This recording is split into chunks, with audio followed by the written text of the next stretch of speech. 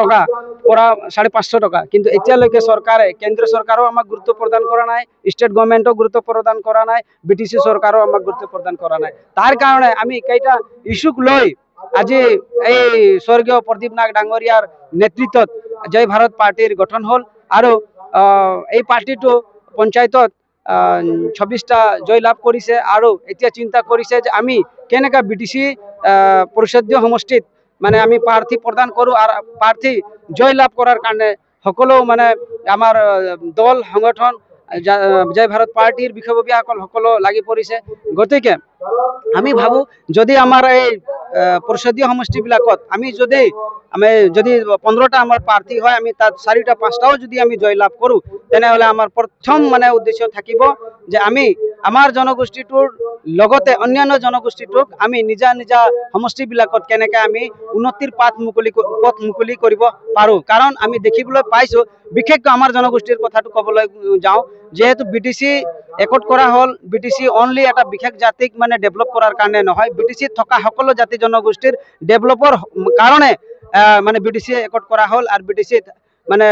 আজি ফাণ্ড আহি আছে চেন্ট্ৰেল গভৰ্ণমেণ্টৰ পৰা, ষ্টেট গভৰ্ণমেণ্টৰ পৰা, কিন্তু আমি দেখিবলৈ পাওঁ এটা বিশেষ জাতিহে ইয়াৰ মানে মুনাফাটো লাভটো ল'ব পাৰিছে, কিন্তু অন্য জাতি জনগোষ্ঠীৰ যিকোনো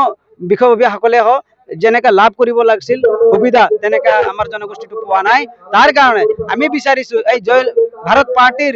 যি কেইজন জিকিব তেখেতসকলৰ দ্বাৰাই আমি বিটিচিত মানে আমাৰ গভৰ্ণমেণ্ট হ'ব, এলায়েন্সত হ'ব পাৰে, আৰু আমি এইটো পিছৰ পৰ্যায়ত আমি ক'ম। তথাপিও আমি জিকাৰ লগে লগে আমাৰ জনগোষ্ঠীৰ লগতে অন্যান্য জনগোষ্ঠী পিছপৰা জনগোষ্ঠীৰ সকলো জাতি জনগোষ্ঠীৰে কাম কাজ কৰাৰ কাৰণে আমি আগভাগ ল'ম। আজি 17 বছৰ BPF ল'লে, 10 বছৰ BJP ল'লে, 5 বছৰ UPPL ল'লে, কিন্তু যিখিনি ডেভেলপমেণ্ট হ'ব লাগিছিল, উন্নয়ন হ'ব লাগিছিল আমাৰ আদিবাসী বা বাগানত থকা শ্ৰমিকসকলৰ, সেইখিনি আমি দেখিবলৈ নাপালোঁ। তাৰ কাৰণে আমি বহুত দুখিত। 20 বছৰ হোৱাৰ পিছতো 4টা টাৰ্মছ গ'ল, এইটো 5 টাৰ্মছৰ পিছতো আমাৰ জনগোষ্ঠীৰ এলেকাবিলাকত আমি যেতিয়া সোমাওঁ, য'ত আদিবাসী অঞ্চলটো শেষ হয়, তাত কিন্তু কোনো ধৰণৰ চৰকাৰী আমি আৱাজ নাপাওঁ, ঘৰ নাপাওঁ। তাত আমি যাবলৈ সাহস নকৰোঁ, কাৰণ তাত কোনো ধৰণৰ ৰাস্তা নাই, বাট নাই, বটলি নাই। গতিকে তাত কোনো ধৰণৰ পানীৰ ব্যৱস্থা নাই, তাত কোনো ধৰণৰ শিক্ষাৰ মানে কি কোনো ধৰণৰ পেকেজ আমাৰ জাতি জনগোষ্ঠীৰ মানে কি লোকসকলে পাবলৈ সক্ষম হোৱা নাই। তাৰ কাৰণে আমাৰ উদ্দেশ্য আমি সকলো দিশত আমাৰ